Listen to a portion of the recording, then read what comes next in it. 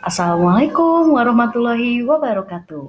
Papendak di sareng ibu dina pengajaran bahasa Sunda.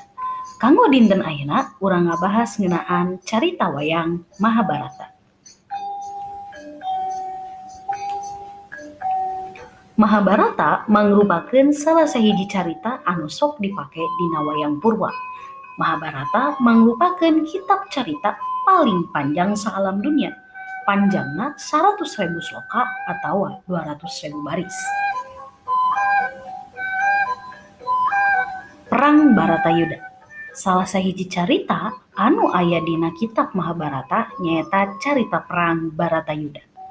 Perang Baratayuda nyaeta perang sadulur antara pihak Kurawa jeung pihak Pandawa. Pikeun ngajelaskeun perang Baratayuda, ibu bakal nyimpen deskripsina dina kolom deskripsi. Mangga ku hidep baca nyalira.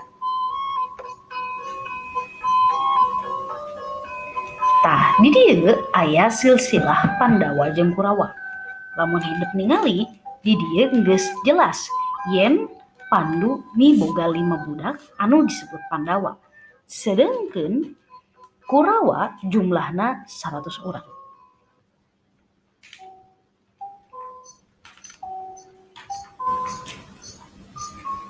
Nah, kanggo penjelasan leuwih lanjut, mangga baca carita Mahabharata di kolom deskripsi.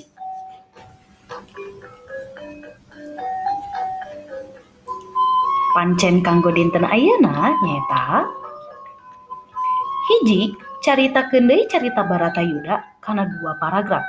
Nu kadua, naon wae ajen anu kapanggih ku hidep dina ieu carita.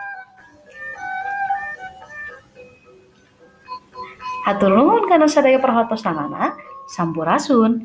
Upami aya nu bade tumaros, mangga langsung WA ka ibu.